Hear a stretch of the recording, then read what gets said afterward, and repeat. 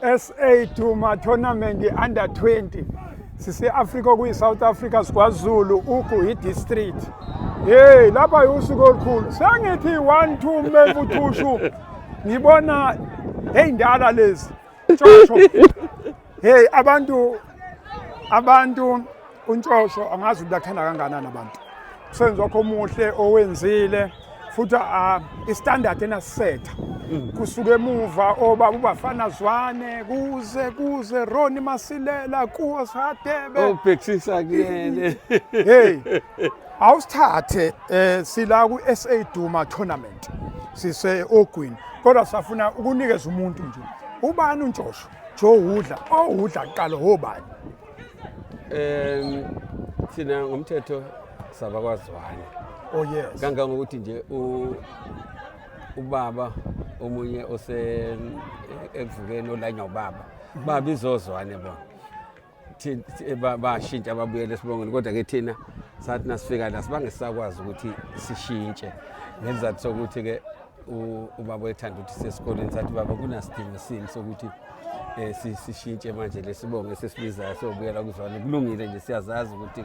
ke singobani so ingakho sibiza uNtshosho ngoba ngomthetho sabakwazwane impela la kwakukhokho omkhulu obathi ke angazi wayenzeni kwenzeka lokho kwenzeka waslide wathina efika kwenye indawo ukuthi kungabi bikho itrace ukuthi okumlandelayo wafika wabiza ngegama tuhudla igama lakhe lelu wafika wabiza kanjalo kwase kanjalo akabaningi bathi nabeyithola ke bashintsha babuyela ukuthi bebe kodwa thina asibange sabuyela satshela thina ubaba hayi babayi hey Ntshosho awusithatha ahlehle namhlanje sithola ithuba leli ingqayizivela uzosithatha nje usixoxele asuke emuva usukaphi khaya ufunde pha amaklasi la kuthiwa amancane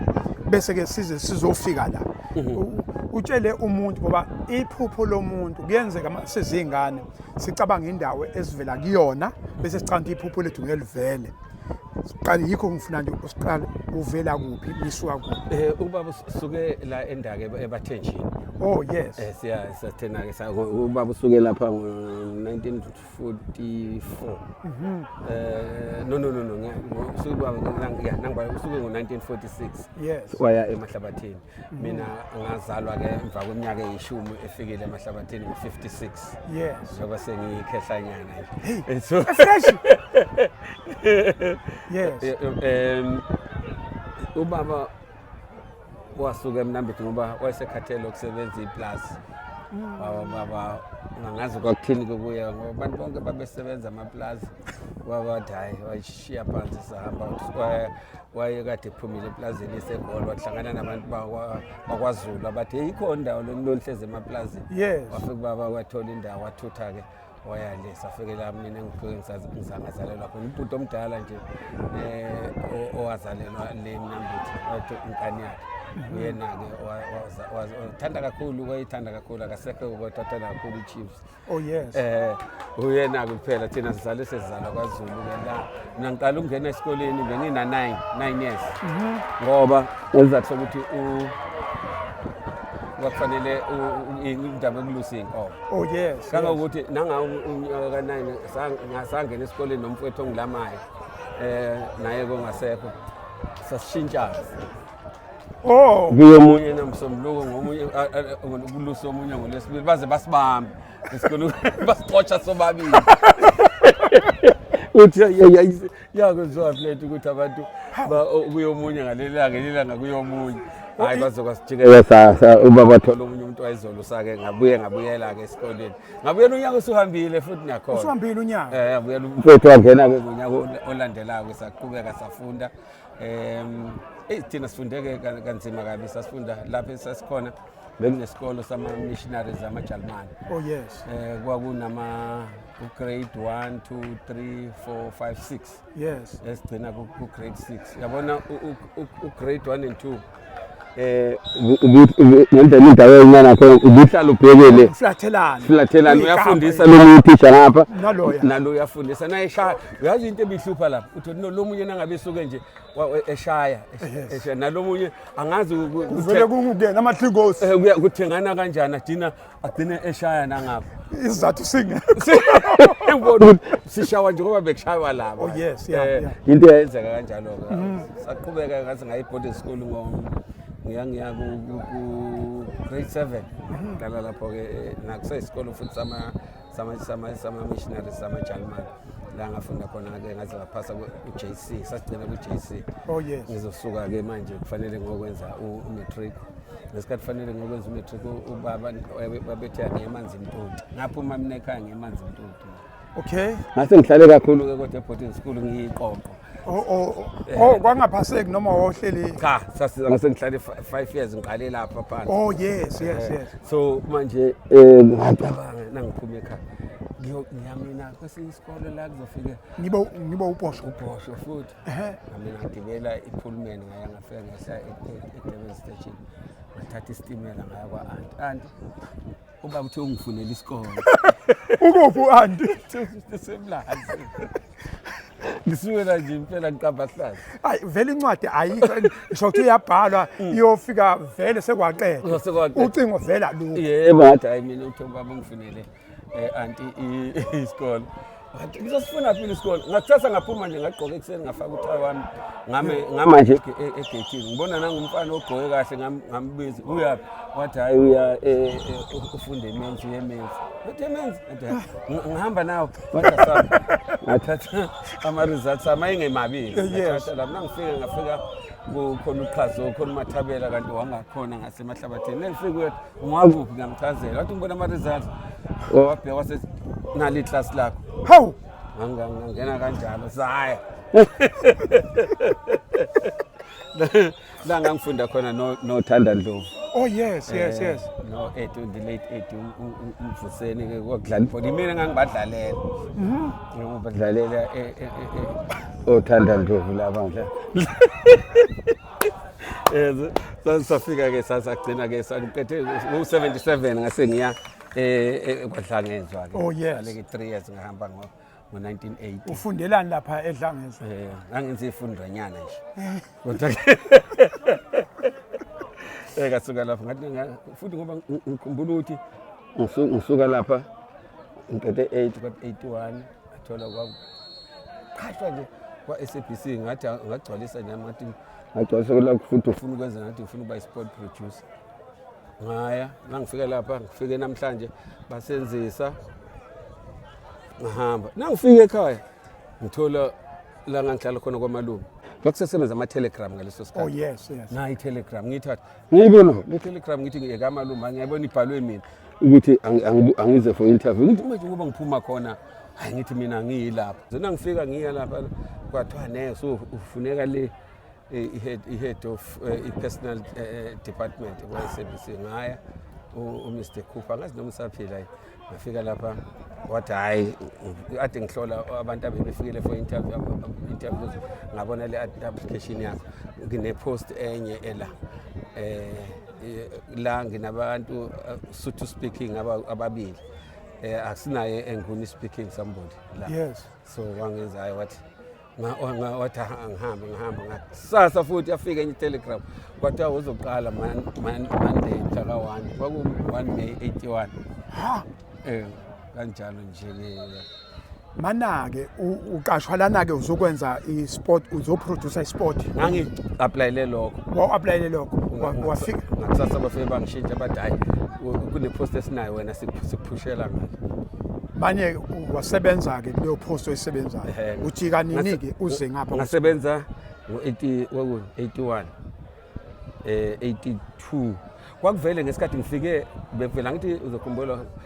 kwa-SABC kwakhona i-TV yodwa kwakuyamabhunu namaNgisi nje okay eyayiqale ngo76 mina mangabe befika base uhulumeni wadecide ukuthi kufanele bekhona iteshi ze-TV zabantu ezikhetharisha for abantu abamnyama kwase kuqala u-TV 2 and 3 base bathenga ibhilidi eCommissioner Street ngenzansi ngeka Van Vella eCommissioner Street kwase kuthe mangabe sekutrain abantu i-first intake yokuqala uzubona nothando wangena kuleyo first intake bamangala ngabe abantu engangifike nabo sizoza ama-interviews zokuqala ngoba nasebefika sebethathwa bona but 6 months later bafika sekukhona mina sebelandwa yini but manje wena kanjani zisha kuphi ku yabona wathi hayi athi nasidlule lapha ngiqale ukuze ngingene ngapha kwathiwa ke kufuneka ngoba vele ama stations abantu abamnyama umuntu ozomela i-HR ozomela i-SABC eCommissioner Street ngoba phela head office is Auckland Park. Oh yes. Bangikhetha ke ngaya khona ke ngaba HR manager. HR kodwa ke sasingahona umuntu omnyama ngaleso sikhathi ngikhumbula ukuthi nje ngesikhathi ngifika kwa-81 kwakumalini kodwa kwakula ku-500 ngenyanga after deductions ngiyakhumbula nani ibulala imali ayayingene so ngaya lapha ngahead-a ke ngaqala nini 82 the following 83 ukhona umuntu oyengafikanga ukuzokwenza i-recording beza ke abantu bafuna ukuwukhafa ukuthi i-program ayingabangabikho emoyeni i-report izoza kini so nabe befika kimi bezothi hey bengibhika umuntu la umuntu akafiki ngithi bezokwenzani basho bathi bezokwenza igame kanje ngathi ake sihambe ngiyobona nangifika lapha ngayibuka ngathi hayi lento mina ngingayenza how bathi ayangene engathi baqala ngathi kuyadlala ngayishaya azi bavele bathi avele isikhathi asekho lento kufanele iye emoyeni ihambe grand bangifaka lapha bayifaka lapha emoyeni ku television zasha mana uyazi intshosho thatha leya date ulandele ingane yesikole okay uqala ufike utshena nje uanti ukuthi uthe ubaba ngifunela isikole ufike uhlale la usenze initiative ubona ingane yesikole uthi hayi ngihamba nawe ngathi ngihamba nawe ngifuna ukubona la ufunda khona lento ye leadership ngifuna ukubuka lento ye leadership uthi naku ke manje umphathi indaba zabantu lo HR uyafika kunenkinga la uthi le nkinga ngayisolve le ngathi ngangena ngaqala kanjalo emva kwalokho wathi 1 beza bangicelela ukuthi no bacela ukungisebenzisa so bangenzela i-freelance contract oh yes bavuma ukuthi kodwa strictly ngama weekends na after hours lento ekhaya usakhulu ke wayipractice lekusakaza ibhola noma ubudlalela ibhola mina ngisakhumbula kodwa abantu engangifunda nabo bathi ngivele bengiyenza ngisho sesesikoleni ndiyabona nje athi ngikhumbuza ubethi umnqwanga oh yes sasinaye wayumsila wafikele lo weqembu i-IFP wafikela la kithi kodwa wayidlala ke ibhola hayi akathithwanga yena ngoba sathi phela besifike lapha sibone kokuqala nje ngosuku lokuqala ngakusasa siye groundini yes hayi no ibhola bekalasi abelithindi hayi bekayithinta bekayithinta ngabe wahamba indlela ende kabi angazi kwabuye kwenzekani yasimgwinyi ipolitiki hayi no bekayithinta bekayithinta usiyaxoxela ukuthi hayi wena esikoleni wawunayo uyangikhuthi wawukhumbula ukuthi wawuyenze lento nakade yenziwa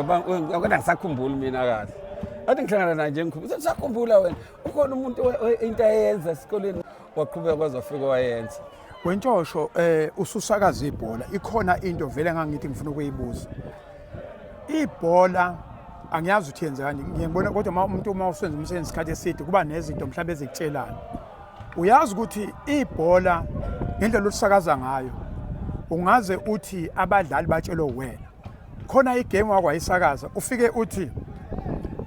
uyabona ke kwakudlala ngicabanga kwadlala iKaizer neSundowns leyo game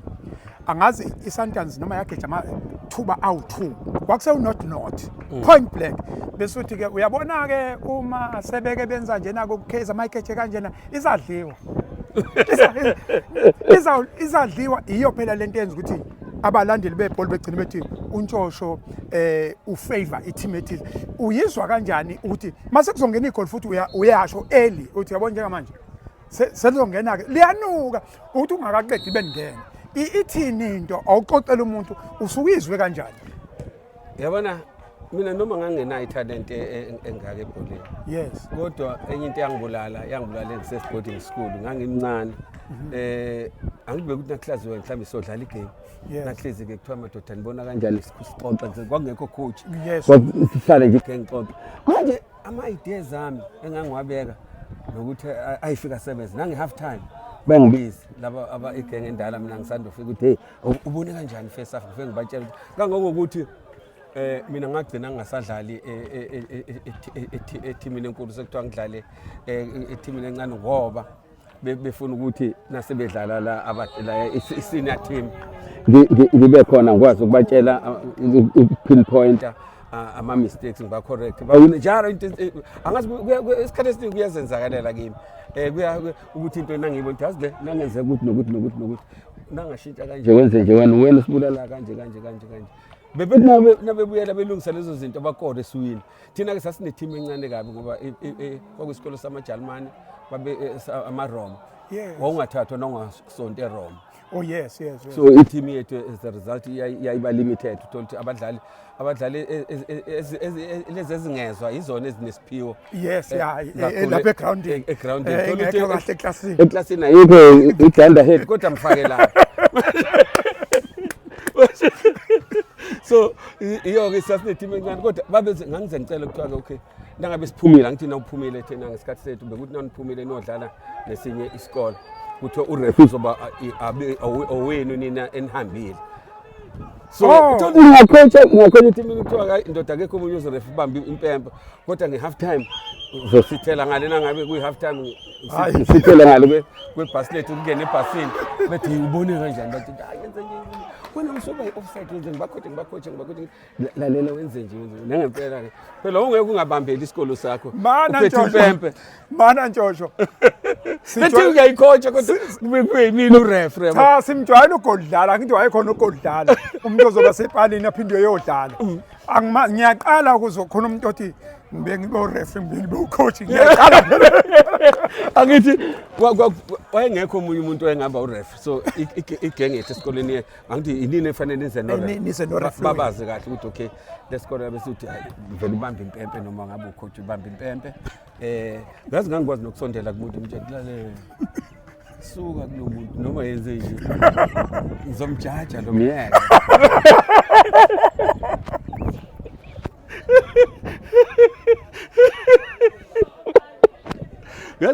ngihamba la grand angikho ngibona ngithi labantu laba akekwazi ukuthi mini coach yalethini engiphethe nanihambile nje thina ngesikhathi zethu leza zama early 70s langabe sizodlala esikoleni sakho ngeke bese kuba ureferee wakho ngoba ureferee uzoba wesikole lesifikile so yimi bengiphatha impempe kube i-team lena ngecoach sasingadloka kanjani ngoba ngitshela mina ukuthi sasingenabo abadlali sasishoda nje sasigcwasele sadlala emahlabathini high school hey nabadlali yento yenabadlali ngesikhathi sethu thina kodwa bafike kamvo njengoSkara Khumalo lodlala kumaZulu owokutholo oShaka Khumalo abagcina bedlala kumaZulu no laphana thina besinenkinga thola nasile kodwa ngiyazi ngiphethe impempe hayi angcono asizodleka angiphola ngiyazi ukuthi umuntu kurojwa kanje umuntu urojwa kanjani nabethi futhi babo ref ngithi ngikwenze ukuthi nokuthi bakhuluma ngento engiyaziyo angibhayizi hayi bengabhayizi ngoba bengenza into bengikhuluma into engisuke ngiyazi ukuthi ngithini so yazi ngendlela ukuthi kwakune club ekuthiwa iMashona Vultures safunda isikole ithatha abanye abafana bethu ababe ama-stars beyodlala khona ngangibiza ngoba ureferee khona nayidlala nje yadlala ngama-Sundays bangibize ngibe ureferee nabedlalela engaqala khona ukubona uBhomba Qhamane ukhona wala eMaritzburg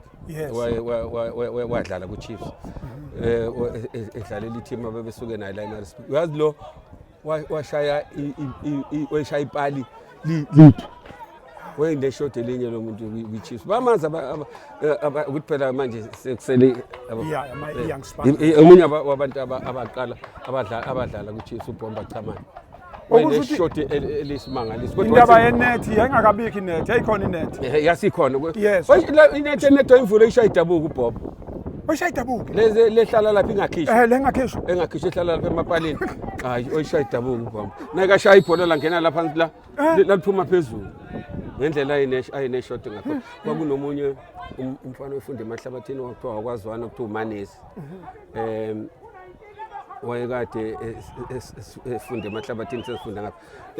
eJoburg wayefunwa ehlala eDube hostel edlalele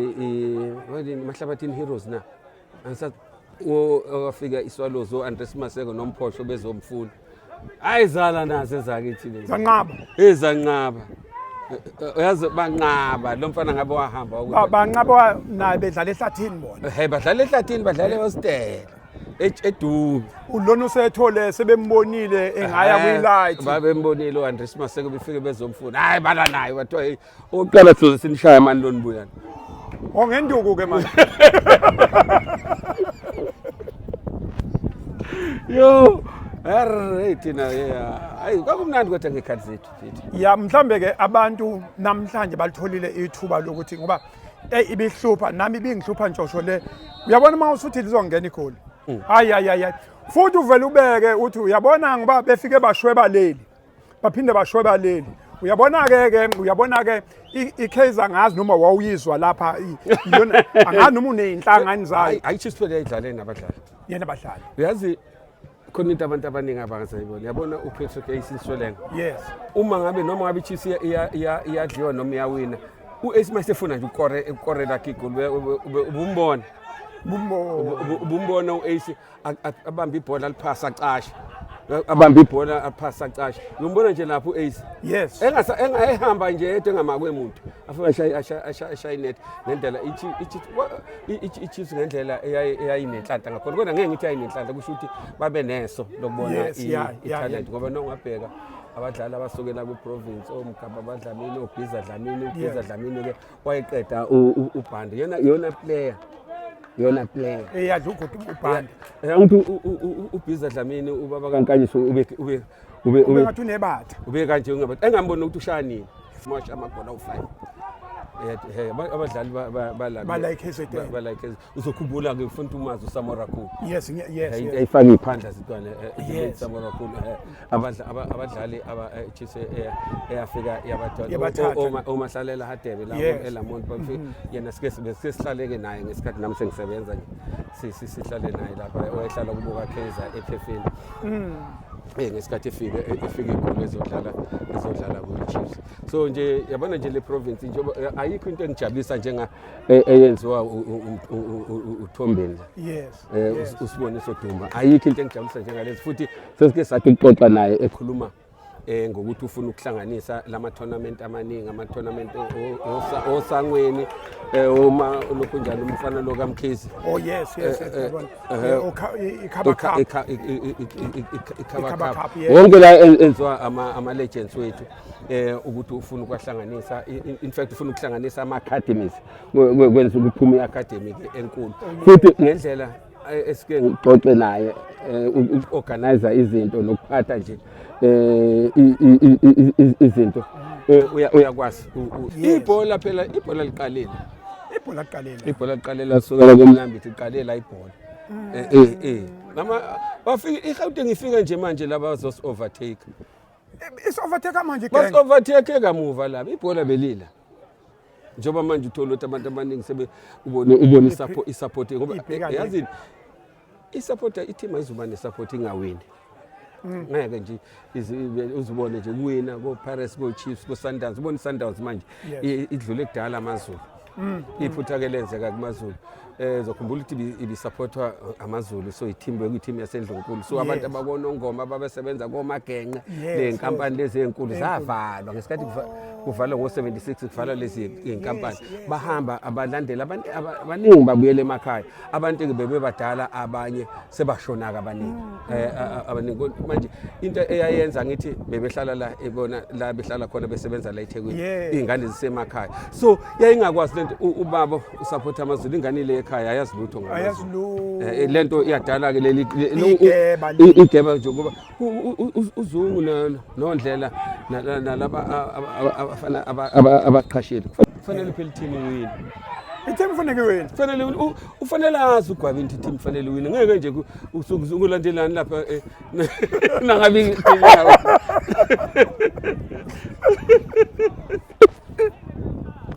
hey Manzini i-team ayiwine Manzini i-team ayiwine kuze sikwazi ukuthi sikhumbule ekhaya yazi iqiniso alibenza ubutha yes iqiniso nje into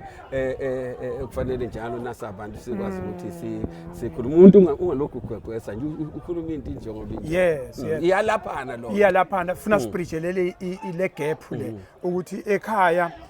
utho ukuthi ubaba usupport amaZulu umama usupport amaZulu omunye usupport enye team omunye usupport enye team kanti lento yayihlangene ngalesikhathi lethiwa uSuthu neWanderers no Bushbucks into yabo yayisolid mina ngazi into enza ukuthi oBushbucks bafe bangafuni oWanderers bafa bangafuni kokhona umlazi Citizen abafuni ubona ilokishi elikhulu kangaka umlazi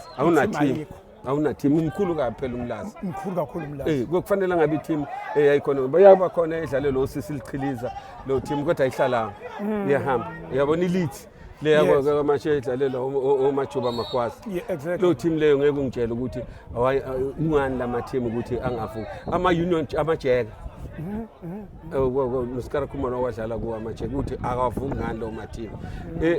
ubona iprovince enabantu abangaphezulu ka 12 million yes kodwa nje ubone ukusokole ukuthi kanjani yenziwa into ukuthi isokole kune population engaka yabantu umphakathi ongaka wakule province kukhona into engenzeki right khona into wrong asitshelani kamaqiniso siyaflathelana umuntu somkhuluma ngale noma unyaflatela singakwazi ukuthi silungise izinto la ngendlela right mhlambe iqhaza eningalibamba ngoba nina nikhona nibadala mhlambe bonaka abanikazi bama team kunjani ubudlelwane phakathi kwakho nje nabanikazi bama team eSouth Africa bebonke nabanye bakhona bakwazi ukubonga ukuthi uNtshosho ungasondela ngapho usilekelele sibonge ukuthi singenza kanjani uyabona njengoba siqala la njengoba ngisho ngithi uThombeni njengoba eqala enza lento esisondeze eduze enye into ikhambi lele ngilibonayo kanti ke nginobudlelwano obuhle mina ngizokutshela iqiniso kodwa ngeke ngixabane nawe wena uzoxabana nami kodwa ngizokutshela iqiniso yabona nje mina uMatombo dlala siyazi lokho njani sizwana kakhulu ukuthi phela sengasuka ke khona isikhathi esingathi sizwana kakhulu Gwabini anginankinga nayo ayikho i-team enginenkinga na ngaphandle mangabe uthatha izinto zasemasayidini uziletha la ngafanele ubani izingena khona otherwise nje ubudlelwano obuhle kodwa esengithanda manje ngitshela ama team like KZN ayadlala manje adlala uyabona nje uJomo ka ubiyela yes iRichards Bay ayadlala baba yadlala ngibonele na yazi la engichaza khona idlala kwilokho njani Prince Mangosuthu Legacy Cup le eyenziwe umkhonyovu oLundi lini izulu kodwa ngasho ngathi yazini ikhuphulile istandard sengengayibona ngenza ngasakaza negame yawo cisha mabili hayi ngenela la ngaphakathi badlala ngani ngabafana abancane neEros ngokunjalo uma nqoba mnqudesrance uyasebenza baba ngifuna ukukhulumela udlala ngabafana abancane kanti no Kevin Hunt angazi ukuhambeleni uKevin kodwa sengiyezwa impokwane sifuna ukumkhomba le endaweni yamaGrebis eStellenbosch emva kokuthi ngizokuthi uSteve Barker uyakusimba siyasazi ke usesebenzile Steve Barker khona angakwenzanga ni kahle lapha kweMagrebisini phela kubuye kuhambe nalapha mhlambe nangabe ngicabanga yabona uzothola ukuthi abanikazi beStellenbosch ibhola akusiyo into yabo banaka kakhulu bathi yazi lonke nilapho ninga relegate khona izinto abona ukuthi kodwa umsebenzi wami ongaka kodwa njalo angiyindawo angiyini isicoco kangako Yes, kuze i-team isurvive kufanele ngithengise abadlali be-Stellenbosch abaningi abasemathimini asegoli yes ukuthi labadlali bangakanani ezinye mhlambe ke zezinto kodwa ke angifuna ukuqamba manga angasazi isizathu esenza ukuthi yini emsusa ekhaya aze ayeli ocoacha le kodwa ke ngicabanga ukuthi kuhle lokho ngoba kukhona azokufunda azobuya nakho le ngaphandle kuze la ngoba uzokhumbula ukuthi lento yasisha kakhulu ngesikhathi sisuspendwe iFIFA sidlala sonke yakhumbula sadlala kuse NPSL abantu ngesikhathi kuthiwa sihlangana sidlala namateam abelungu asiqeda ngenduku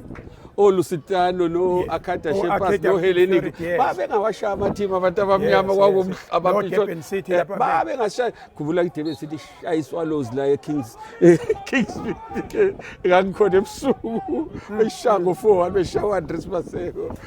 bebaqeda so uyabona ihlupha isolation nandlala nota ningakwazi ukuthi nicompete nabanye abantu kodwa ke ngicabanga ukuthi manje kuzolunga ngoba kancane yabona nje khona abantu abafana njengozipho Dlangalala abeza namanye ama programs ebengisathanda ukuthi angathi angake ahlangane noMthombeni uzipho Dlangalala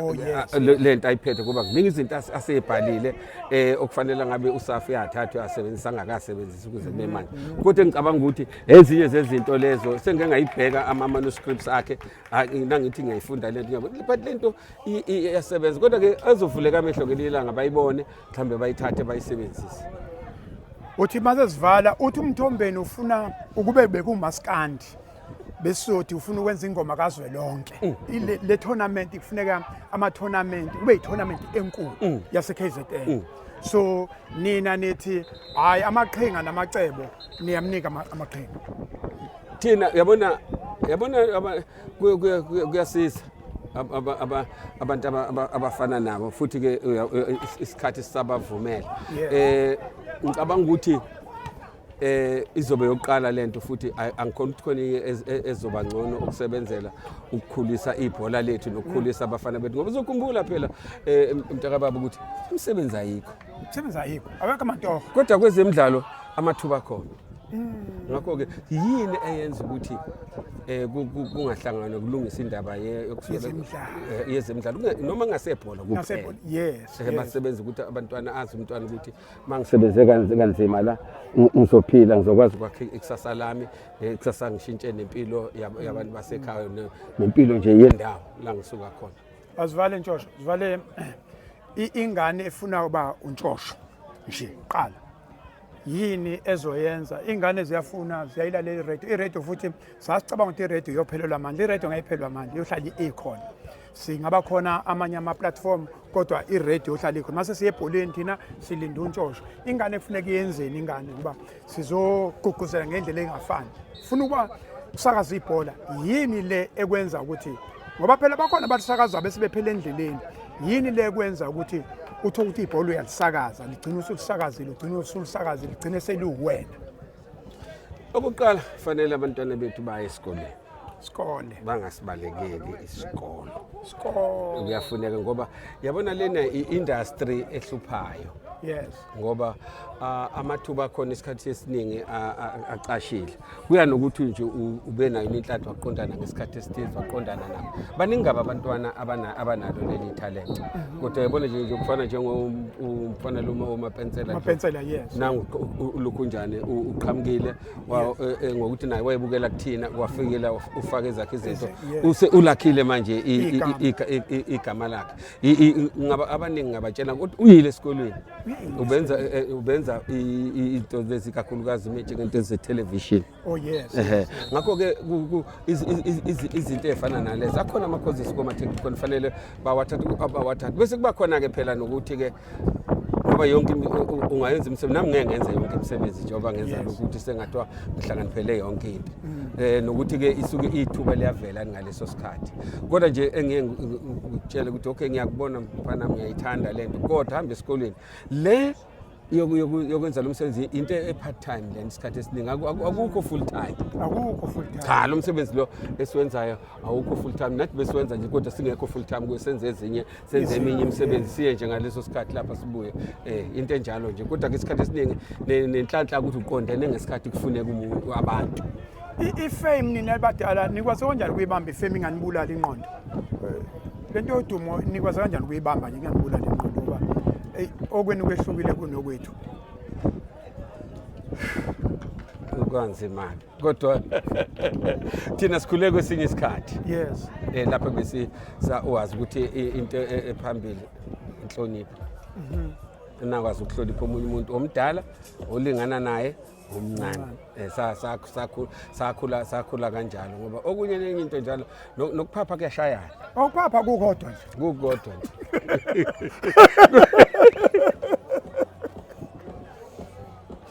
oh ingqino nje iyodwa uqina nje kuyakushaya ngesinye isikhathi yabo nabantu abebefuna ukuthi bakuze nase bekubona usuphakeme hayi baphume kuwena baphuma kuwena bakusho futhi ke yazi abantu bahlupha nabe bephuma kuwe bekushiya nje lapho ngazi ukuthi ubulaya uthakathini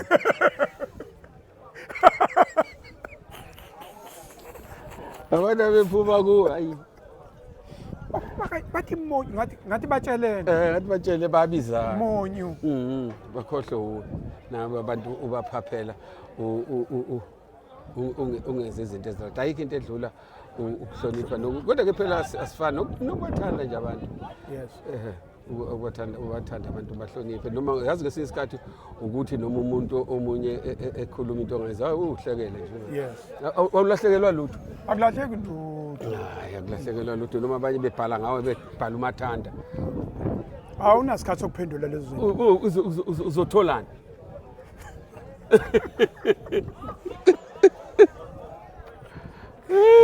uzotholana ukuphendula abantu nathi basiqeda baniqeda basiqeda ngesikhathi lesithi ngoma 82 83